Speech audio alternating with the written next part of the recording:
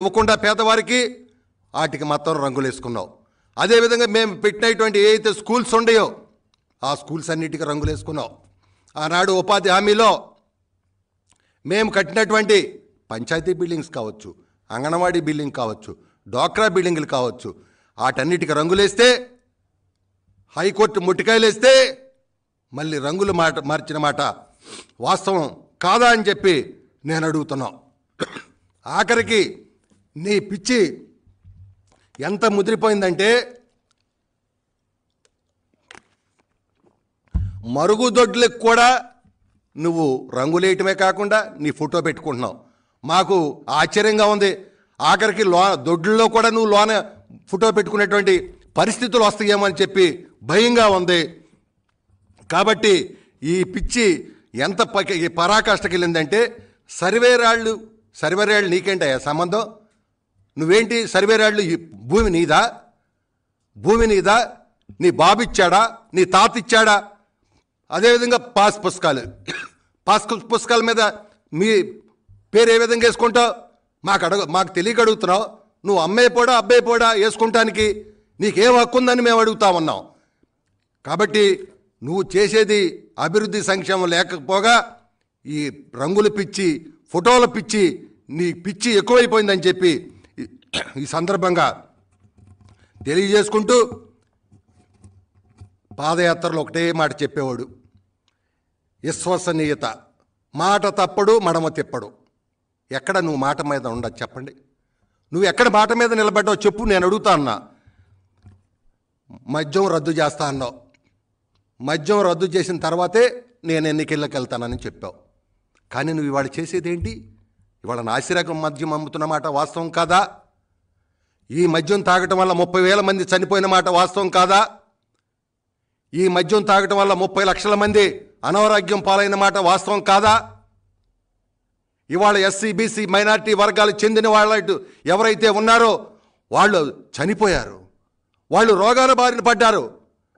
వాళ్ళ శవాల ఏదైతే సమాధుల పునాదుల మీద నువ్వు వ్యాపార సామ్రాజ్యం నిర్మాణం చేసి లక్షల కోట్లు దోపిడీ చేస్తున్న దోపిడీ దొంగ జగన్మోహన్ రెడ్డి కాదా నువ్వు అని అడుగుతా ఉన్నావు. ఇవాళ నువ్వు చేసేటువంటి మద్యం నీ సొంత మనుషులు పెట్టి నీ సొంత మద్యంతో ఈ రాష్ట్రాన్ని దోపిడీ చేసి బడుగు బలహీన వర్గాలని సర్వనాశనం చేసిన మాట వాస్తవం కాదా?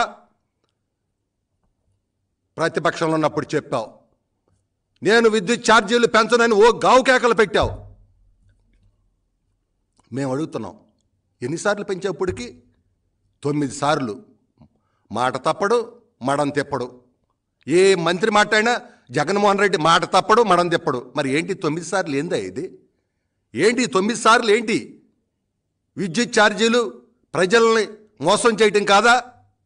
9 సార్లు విద్యుత్ ఛార్జీలు పెంచి చరిత్రలో ఈ దేశంలో ఎక్కడ చేయని విధంగా ఈ రాష్ట్రంలో పెంచిన మాట వాస్తవం కాదా?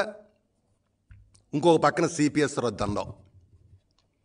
సిపిఎస్ రద్దని ఇవాళ ఉద్యోగస్తులందరిని మోసం చేసి ఓట్లు వేయించుకుని ఇవాళ నువ్వు చేసేదేంటి?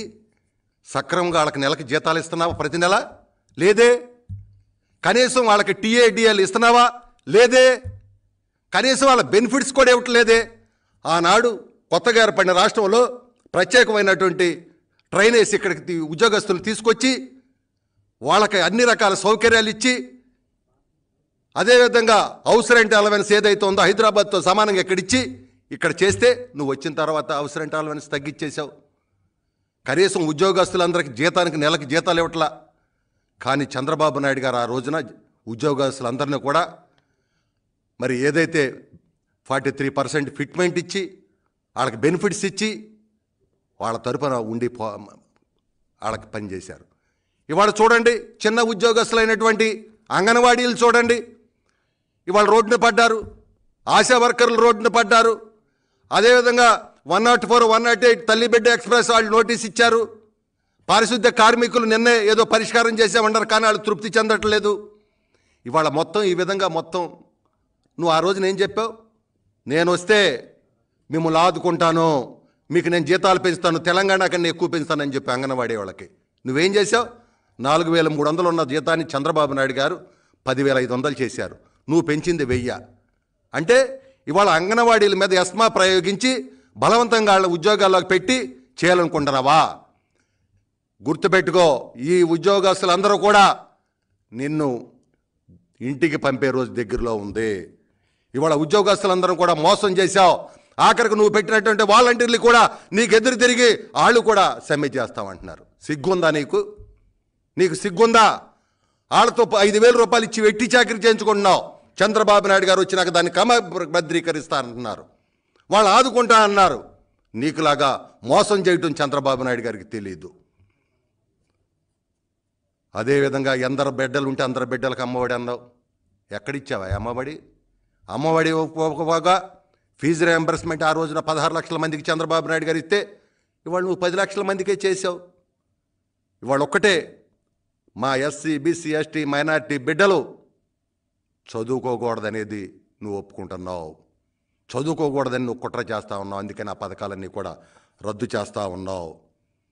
అదేవిధంగా బీసీలకు ఉన్నటువంటి రిజర్వేషన్ 34% రిజర్వేషన్ ఉంటే 24% చేసిన మాట వాస్తవం కాదా? 16,800 మంది రాజ్యాంగబద్ధమైన పదవులు పోయిన మాట వాస్తవం కాదా? నువ్వు ఇవాళ బీసీ సాధికారత గురించి మాట్లాడతావు. కనీసం నీ ముఖ్యమంత్రిగా అక్కడికి వస్తే, నీ దగ్గరికి వస్తే కనీసం వాళ్ళకి అపాయింట్మెంట్ ఇవ్వవే, వాళ్ళతో మాట్లాడవే. ఎస్సీ, బీసీ, మైనార్టీలు అంటే నీకు ఎంత చిన్న చూపు. పైగా నువ్వు బస్సు సాధికారత అని చెప్పి సాధికారతను మాటలు చెబుతా ఉన్నావు. అసలు బస్సు సాధికార యాత్ర చేసే అర్హత నీకెక్కడుందని చెప్పి నేను అడుగుతా ఉన్నా. నీదంతా కూడా మోసకారితమైనటువంటి మాటలు. ఎస్సీ, బీసీ, ఎస్టీ, మైనార్టీ వర్గాలకు సంబంధించినటువంటి కొన్ని వందల మందిని చంపావు. దళిత బిడ్డని 5 సంవత్సరాలు కనీసం అక్కడ కోడికత్తి, ఆనాడు ఏం చెప్పావయ్యా? కోడికత్తి ఆ రంగు పూసుకుని ఆ బిడ్డను జైల్లో పెట్టి 5 ఏళ్ళు అయితే నువ్వెందుకు మాట్లాడు? అదేవిధంగా ఆ రోజున ప్రతిపక్షంలో ఉన్నప్పుడు మా బాబాయిని చంపేశారని గగ్గోలు పెట్టి సిబిఐ